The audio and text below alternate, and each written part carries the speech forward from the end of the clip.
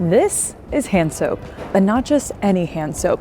$46 Aesop hand soap. That price tag for hand soap might sound ridiculous until you realize that people don't just buy it once for the meme, they buy it repeatedly. But what's the business here? Because the explanation probably isn't superior cleaning power. Well, as per usual, I dug into it. And in this video, we are gonna investigate the Aesop playbook, how they turned an everyday commodity into something more special, how their stores basically do the marketing for them, why their packaging and copy makes the purchase feel reasonable, and why Aesop is a perfect example of a bigger consumer trend that's happening right now. And guess what, baby? We live in New York City. Well, I do. So I have the luxury of choosing from 18 different locations between Brooklyn and Manhattan to take you guys to. And the one I've chosen actually is not this one. I'm just filming outside this one. I'm gonna take you to a different one. It has one of the most interesting design stories behind it. So buckle up, y'all. We're going in deep. Also coming at you live in 9-degree wind chill weather here. So please hit the thumbs up.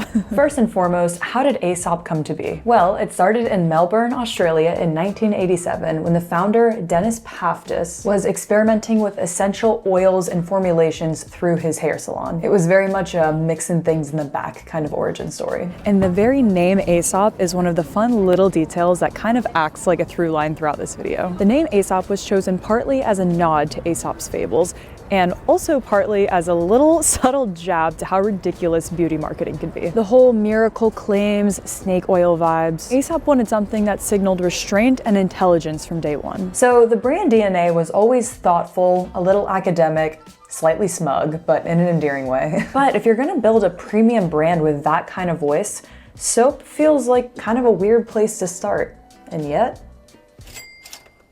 so how did soap become a luxury category? Because most luxury things are built around rarer moments. A nice dinner, a vacation, a bag that you save up for. Things that you don't use every day, so they're inherently a bit more special, or at least something that you have to savor. Soap is literally the opposite. You use it every day, multiple times a day, unless you're a sicko. You don't really think about something that you just rinse down the drain as something to make premium. But then it also begs a question. If you're gonna upgrade something, why not upgrade the thing that you use 10 times a day? And that's the lane that Aesop is built for. Repetition, not occasional indulgence. A premium sensory ritual that you smell and feel immediately. It lasts 20 seconds long, and it happens over and over again. Not sponsored. None of these are sponsored. Just the truth, it's a great experience. Their product copy reinforces this positioning. It's not a coincidence that their most popular hand soap, Resurrection, is framed as the most coveted hand soap in the world, with a specific scent profile and named ingredients that sound a lot more like a bottle of wine than soap. It's a luxury product with taste, notes, and a point of view on the political and economic state of the world, not soap. So once soap is seen as a ritual, it becomes a little bit easier to justify a higher price. For me, I will happily pay for the $5, $6 Myers hand soap over the $1.29 soft soap because I enjoy the smell and the feel every single time. And it doesn't dry out my eczema hands quite as much. Am I quite at the point of feeling comfortable paying $46 for hand soap? Not quite yet, except for this video, and I will savor every pump, you best believe. But I understand the logic. Repetition changes what feels worth it, and I especially get it after visiting one of these stores, which I'll show you in a little bit. So this explains why soap is a sensical luxury category to some consumer segments. Part of our everyday routine, an elevated experience 10 times a day, yada yada. But how does Aesop arrive at that $46 price point? I went poking around in my research looking for maybe some crazy ingredients they use or some kind of rationale, and then I came upon this quote from the founder, Dennis, who was posed this very question. He said, quote, "Critics are at liberty to use other products. There is no justification required. We make exceptional products with great care and attention." Fair enough. For luxury items, of course, the price point becomes a lot more about willingness to pay than the cost of the ingredients. So again, once you see soap as a repeatable experience and not just a boring commodity, the price point makes a bit more sense. And this idea of upgrading small everyday things, that's actually something that I think about way beyond soap, because a lot of my life is now spent in documents. Planning docs, brand decks, video scripts, things that aren't really glamorous but matter a lot. And for a long time, those things took way longer than they needed to. Are you treating every sentence like your life depends on it again? Yeah, but this is for an important video. I can't mess it up. You're not messing it up. You just gotta work smarter, not harder. How? You could use Grammarly. Duh. Okay. Explain. It's an AI writing partner that helps you get from draft to done faster, clearer, and without losing your voice. Here, I'll show you. So that script you're writing, you're not getting stuck with what you want to say, but how you want to say it, right? Yes. So for this section, you can get unstuck by using Grammarly's AI chat to help you get starting ideas and prompts. You just saved me 30 minutes of overthinking. Yeah.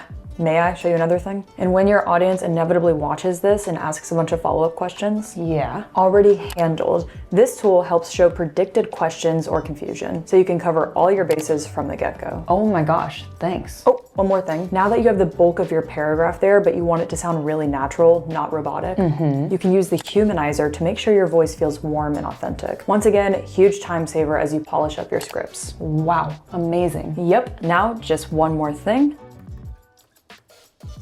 Be like Taylor here and level up your productivity and try Grammarly today. And you can use my link for 20% off of Pro. Now, back to soap. Now, what Aesop has excelled at is making people feel that luxury experience before they ever own a bottle. And that's where their stores come in. One of my favorite parts about this business, which you will appreciate if you care about design, architecture, attention to detail, is Aesop's retail design. Their philosophy is explicitly individual and contextual, meaning no two stores are exactly the same, and each store is designed to reflect the community that it's in. Aesop often works with big-time architects and designers to build these storefronts. This is why I chose to go inside the Park Slope, Brooklyn location today, because it just has the coolest story. It was designed by Mexican architect Frida Escobedo, who has also led other projects around New York City, including a new wing of the Met Museum. This store in Park Slope, Brooklyn, which I went into earlier today, per its own description, has walls of rammed earth from Oaxaca, Mexico, handcrafted into auburn bricks and tessellated in diagonal rows that echo the Park Slope neighborhood's angled brownstone streetscape. And I'll tell you what this reminds me of. At Wharton, I went to a lecture that shoe designer Stuart Weitzman came and gave. It's also his alma mater, so he came like every year. And I'm wearing my Stuart Weitzman boots today in his honor. In that lecture, he talked to us about his collaboration with the late architect Zaha Hadid in his store in the Hong Kong Mall. I remember how passionately he spoke about it and how giving his customers a real experience inside the store and not just like a typical boring storefront not only increased sales, but it also drove word of mouth. And it's the same thing in the Aesop stores. In lieu of traditional advertising, Aesop focuses on experiential retail, which translates into word of mouth and a very distinct brand identity. Because in this store and in every Aesop store, they are known for their lighting, materials, the sinks, the perfect spacing between every product, the aromas from trying out their products. And I didn't even know this before I went into the store, but the consultants, as they're called, the people working at Aesop, they wash your hands for you. This is Ollie. He washed my hands for me. He tried on different lotions for my specific skin type, which is very eczema prone. He took me through their whole entire product line, and then specifically on the architecture front, because I'm personally very interested in it, he told me all about the thoughtful little details that went into every aspect of this store layout. So one that I thought was so cool is that they open the door to let out every single one of their customers, but it's a little weird to have to like run in front of the customer to meet them at the door or like to beat them there. And so this specific design that they have encourages the customer to walk around those plants while the Aesop employee cuts through the plants in order to beat them at the door in a non-awkward way. The lengths Aesop goes to for these store designs and experience, unmatched from anything I've seen. And this just reinforces that their stores are a part of their product. This is anything but a standardized chain. This is Ollie. Taylor. So this is going to be a super light exfoliation. Oh, it feels soft. Yeah, it's rosemary, cedar, and mandarin root. Oh, that's nice. And then all of this is part of our skincare range. Gotcha. So I'll just show you this on this spot here Yeah. that's irritating you. Very pretty, but not powdery. Gotcha. Yeah, that's nice. Isn't that pretty? Yeah. It is inspired by the myth of Narcissus. It's sleek and sort of like seamlessly go into the wall. Oh, yeah, I like that. We have 3 of these pivot lights and we've got a little. And to sum up the effect of Aesop's experiential retail, this in-store world that you walk away with and tell your friends about, you associate them with calm, competence, and attention to detail. And once you've been in that environment, you're not necessarily comparing their soap to $4 soap anymore. You're slotting it into your mind as a broader experience. And by the way, Aesop makes a lot of other products, not just soap, but it's kind of their flagship product, so that's what we're mainly focusing on today. And the store does something else too. It sets the tone for how you interpret the brand. Because once you've been in the store, everything Aesop says and does reads a little bit differently, which brings us to the next layer of their system, how Aesop talks. In many ways, Aesop's whole vibe is we don't need to try too hard because we have a great product and a perfect in-store experience. Their packaging and tone is even slightly academic. All of their tester products have a quote by a famous author on them. It's a little Easter egg. They serve you tea when you walk in. Once again, mine this morning had a quote by Franz Kafka. The amber apothecary bottles,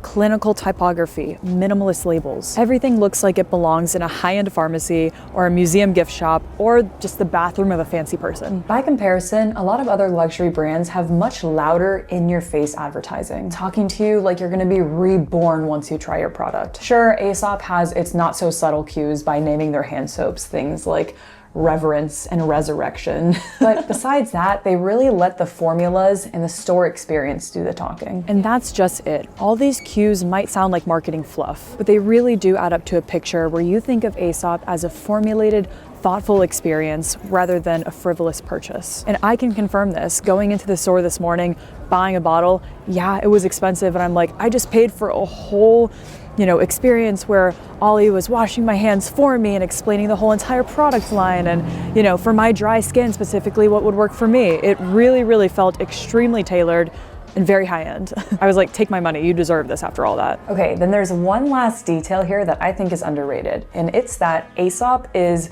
the easiest luxury gift ever to give someone. It's premium, it won't break the bank in terms of dollars spent. It's something you might not buy for yourself, but you'll happily buy for someone else. It fits in any home, and the packaging itself is gift wrapping. Like, I'm not gonna pour this into this thing that I have. I'm just gonna leave it like that. And then it just sits there in your bathroom for all your guests to see. And without fail, every guest that uses it will compliment its smell. Nay, its aroma notes. Its very existence in your bathroom does its own marketing. So these are some of the things that ascend Aesop above a typical, quirky, expensive soap brand. And what I find incredibly interesting, maybe the most interesting in this whole video, besides the store design perhaps, is that Aesop lines up perfectly with a much bigger trend happening in consumer behavior right now. The consumer market has been splitting in a way that's really interesting for years now. Bain's recent consumer report shows that, quote, facing baked-in inflation, U.S. consumers focused their spending on products that they felt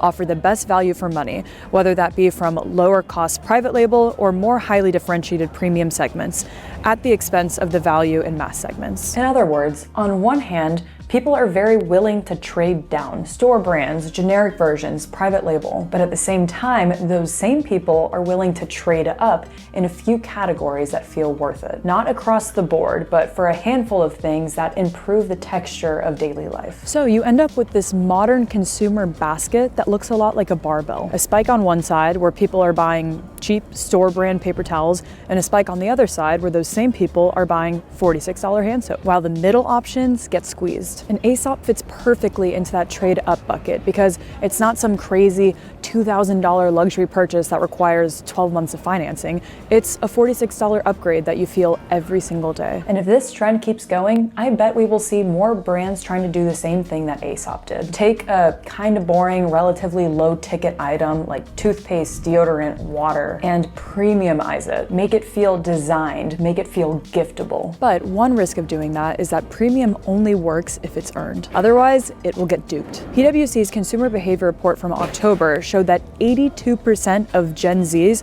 were expecting to purchase dupes for holiday gifting, meaning they go in with the intention of buying the cheaper off-brand version of the thing because a lot of the time it's just as good, and consumers know this. So a brand will have to do a lot more to earn its premium identity than by just sticking a higher price tag on it. It will have to do something crazy, like build a genuinely luxurious product and then build a whole entire store experience around it. So I think that all of this brings us back to the original question. question. Is this soap worth $46? Well, we know it's not about cleaning your hands better, and we know Aesop didn't invent premium soap, but what they did do is execute the playbook so well that it became a very strong reference point for an amazing store experience, thoughtful design, copy that feels intelligent, packaging that signals taste, and a great product that gets used constantly. So while I will personally probably continue buying my $6 Myers soap, although I gotta say, that store experience really sold me, so maybe every now and then.